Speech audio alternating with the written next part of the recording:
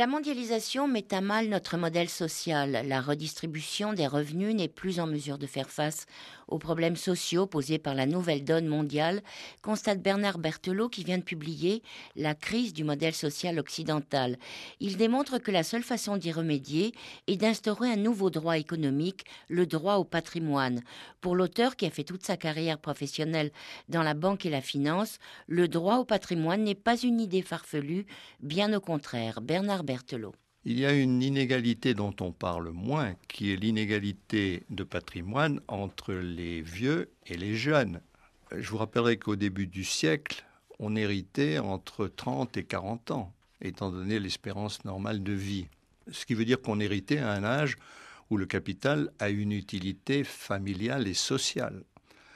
Aujourd'hui, on hérite à 70 ans. Disons, parce qu'on vit plus longtemps, c'est quand même une bonne nouvelle. C'est une excellente nouvelle.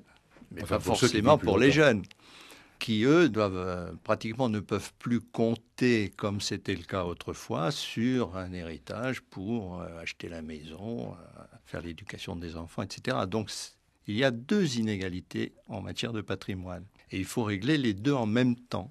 Alors, le mécanisme que j'ai imaginé pour les régler, c'est de donner à chaque jeune, j'ai imaginé 28 ans, ça pourrait être 25 ou 30, peu importe, c'est de donner à chaque jeune une avance sur ses héritages. Une avance à taux zéro, c'est-à-dire une avance gratuite, que chacun rembourse le jour où il hérite. Vous allez me poser la question, et quid de ceux qui n'héritent pas, qui n'hériteront pas? Eh bien, ceux-là ne rembourseront pas. Parmi les conséquences économiques de la mesure que je propose, il y a notamment une relance spectaculaire de l'activité économique, de la croissance et de l'emploi. Parce que si vous donnez 50 000 euros par personne à chaque jeune, 100 000 euros par ménage, vous solvabilisez tous ceux qui aujourd'hui ont besoin de capital pour investir, pour créer des entreprises. Ce ne sont pas des exagénaires comme moi qui ont besoin de capital, ce sont les jeunes. Si vous solvabilisez les jeunes aujourd'hui, vous créez du jour au lendemain une croissance plus rapide et un emploi beaucoup plus élevé. Donc une spirale vertueuse. À mon avis, on entre dans une spirale vertueuse. Bernard Berthelot, qui paierait cette mesure? Qui financerait? L'État? Personne ne paye parce que la logique de cette mesure, c'est un prêt. C'est une avance sur héritage. C'est toute la différence, et elle est énorme, entre la redistribution des revenus et la redistribution du capital telle que je l'imagine. C'est que la redistribution des revenus consiste à prendre aux uns pour donner aux autres. Et Dieu sait que ça pose des problèmes. C'est douloureux. La mesure que je préconise et qui est une avance sur héritage, au fond peut-être mise en place par la Banque de France ou un organisme financier dépendant de l'État, bien sûr, mais différent de l'État.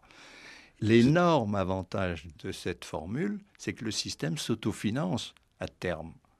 C'est-à-dire que les remboursements des uns finance l'avance que l'on donne aux autres. Bon, ça ne va pas prendre 6 mois. Ça prendra 10 ans, 15 ans, 20 ans. Mais au bout de 15 ou 20 ans, le système s'autofinance à 70-75%. Entre-temps, on a supprimé une bonne partie de l'imposition des revenus. Donc, je crois qu'on entre vraiment dans un cercle vertueux. Ça ressemble à une utopie et ça mérite d'être analysé. Rappelons que Bernard Berthelot, HEC, qui a été directeur d'organismes financiers, a publié La crise du modèle social occidental chez Jas Éditions.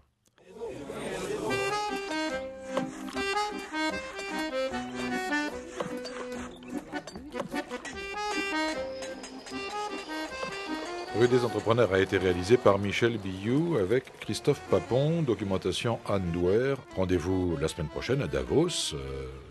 Où se tient en ce moment le 37e forum de l'économie mondiale, un forum au cours duquel il y a une bonne quinzaine de sessions sur le réchauffement climatique, ce qui montre d'ailleurs que les préoccupations des uns peuvent donner des idées aux autres. Didier Hadès. Dominique Dambert. Très bonne semaine.